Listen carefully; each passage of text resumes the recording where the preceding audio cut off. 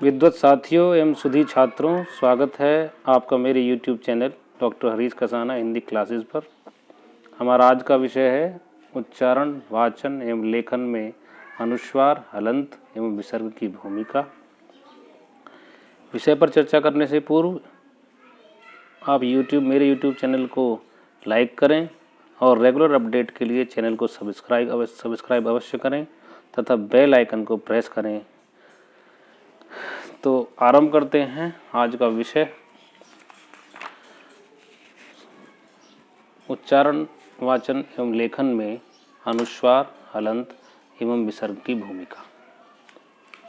देखिए, उच्चारण भाषा का प्राण है। उच्चारण भाषा के प्रभाव को मूर्त रूप देता है। शुद्ध उच्चारण भाषा की गरिमा को जीवंत बनाते हैं। उच्चारण यदि अशुद्ध होगा तब भाषा महत्वहीन, निष्प्राण बन जाएगी।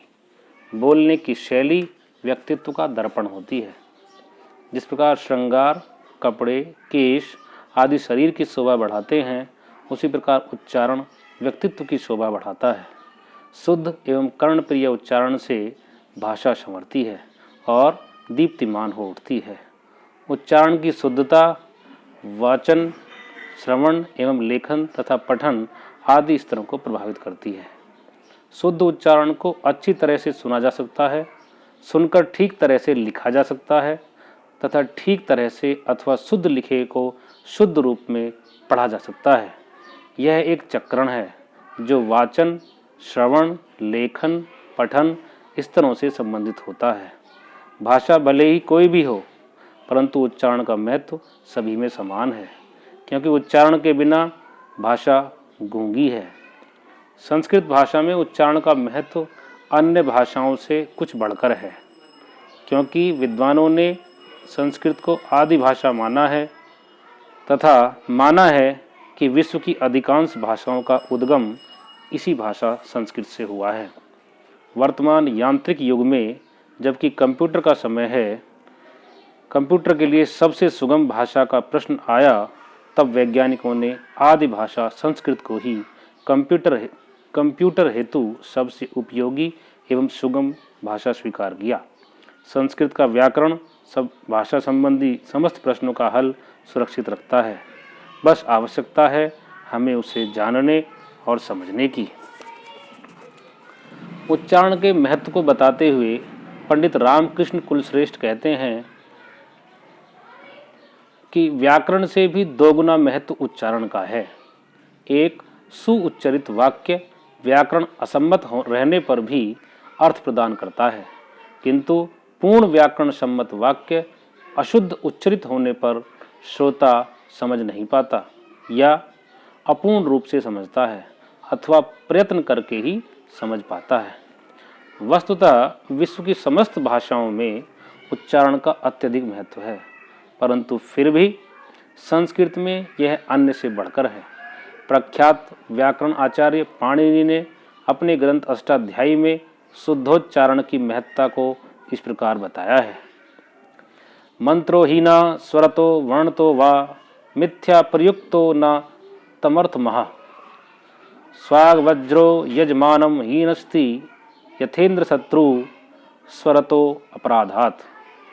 अर्थात यदि स्वर अथवा वर्ण को विकृत कर किसी मंत्र का अशुद्ध उच्चारण किया जाता है तो वह अशुद्ध वाणी कार्य सिद्धि के लिए यजमान द्वारा किए गए यज्ञ को अथवा स्वयं यजमान को इसी प्रकार नष्ट कर देगी जिस प्रकार स्वर को विकृत करने पर इंद्र का शत्रु वृत्तासुर मारा गया था। उच्चारण, वाचन तथा लेखन में अनुस्वार, हलंत एवं विसर्ग का महत्व। देखिए, उच्चारण, वाचन तथा लेखन में लिपि चिन्हों अनुस्वार, बिंदी, हलंत, टेढ़ी पाई तथा विसर्ग दो खड़ी बिंदी का अत्यधिक महत्व है। ये तीनों शब्द को गतिमान बनाने का काम करते हैं। इनका उच्चारण, वाचन, लेखन आदि में उतना ही महत्व है जितना अन्य लिपि संकेतों का। इनकी महत्वता को हम इस प्रकार समझ सकते हैं। सर्वप्रथम अनुस्वार लिपि चिन्हों में पंचम वर्ण को नासिक के वर्ण कहा जाता है। अंगा, इया, आ न तथा म आदि 5 नासिक के व्यंजन हैं। उच्चारण, लेखन एवं टंकण की सुविधा अनुसार इन पांचों नासिक के ध्वनियों के स्थान पर प्रयोग की दृष्टि से अनुस्वार बिंदु संकेत का प्रयोग कर लिया जाता है। इसके प्रयोग में अत्यंत सावधानी बरतनी चाहिए। यदि यह अनुस्वार बिंदी उचित स्थान पर न लगाई जाए तो अर्थ का अनर्थ होने में देर नहीं लगेगी। मूल रूप में न तो अनुस्वार स्वर हैं और न ही व्यंजन, फिर भी इनकी गिनती स्वरों में होती है। इन्हें अयोगवाह कहा जाता है। बिंदी का या अनुस्वार का गलत स्थान पर लगना कितना घातक सिद्ध हो सकता है, हम कुछ उदाहरणों से देखेंगे। जैसे शुद्ध शब्द है गंगा, इसमें 2 गा के मध्य अंक की बिंदी या अनुस्वार लगाया जाता है। यदि हम 2 गा के मध्य जो अनुस्वार लगाया गया है उसे आ के ऊपर चढ़ा दें तो वह अशुद्ध कगा बोला जाएगा। ऐसे ही दूसरा उदाहरण है चंचल। चंचल में 2 आरंभिक वर्ण च के मध्य अंक की बिंदी अनुस्वार लगाई गई है। यदि इसे हम ला के ऊपर अनुस्वार लगा दें तो चंचल का चचलहां हो जाता है, जो कि एक अशुद्ध और अनर्थक शब्द है। ऐसे ही एक वर्ण समझते हैं, शब्द समझते हैं घंटाघर। घा के ऊपर जो अनुस्वार लगा है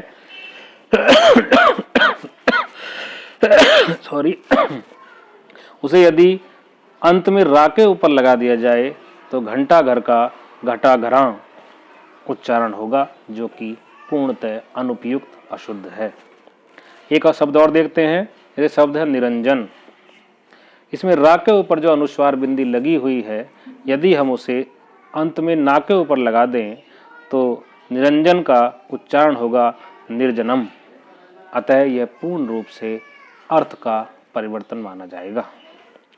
अतः अनुस्वार का प्रयोग लेखन, पठन तथा उच्चारण तीनों स्तरों पर सही होना अत्यंत आवश्यक है। यह भाषा को गति प्रदान करते हैं। दूसरी बात करते हैं हलंत की। हलंत का प्रयोग प्रत्यक्ष रूप में शब्द में उच्चारण के अंतर्गत शब्द में वर्ण विशेष के उच्चारण से संबंधित है। हलंत लगा वर्ण का अर्थ है कि उच्चारण करते समय अमुक वर्ण पर अर्ध बलाघात का प्रयोग करना है। हलंत वर्ण की शक्ति को आधा कर देता है और शब्द के सौंदर्य एवं गरिमा को प्रश्रय देता है। यथा मातृवत, आत्मवत, द्वयम, पीडनम, आपदगतम, दिनम आदि शब्दों में ता के अंत में ता के नीचे हलंत लगा है, माँ के नीचे हलंत लगा है, दा के नीचे हलंत लगा है। ये जब हम उच्चारण इनका करेंगे तो निश्चित रूप से हमें इनमें इन हलंत लगे वर्णों पर बलाघात को कम करना पड़ेगा, जिससे कि शुद्ध उच्चारण हो सके। और बलाघात कम करने का अर्थ है कि हम उन्हें बहुत कम समय के लिए उनका उच्चारण में प्रयोग करेंगे, जिससे कि शब्द का उच्चारण उपयुक्त तरीके से हो सके। ये भी कह सकते हैं कि हलंत वर्ण को आधा रूप दे देता है। नेक्स्ट है विसर्ग। विसर्ग का भी उच्चारण, लेखन तथा वाचन में महत्वपूर्ण स्थान है। किसी वर्ण के पीछे 2 खड़ी बिंदियां इसका चिन्ह होती हैं। संस्कृत भाषा में विसर्ग प्रयोग बहुतायत होता है। ये भी अनुस्वार की तरह न तो स्वर हैं और न ही व्यंजन, इसलिए इन्हें अयोग कहा जाता है तथा अर्थ वहन करने के कारण इन्हें अयोगवाह कहा जाता है। अर्थबोध की दृष्टि से ये अत्यंत महत्वपूर्ण है। विसर्ग के पूर्व आ आकार हो तो विसर्ग का उच्चारण हा हो जाता है। जैसे रामः, राम, माँ के बाद विसर्ग लगा हुआ है तो हा का उच्चारण रामः होता है।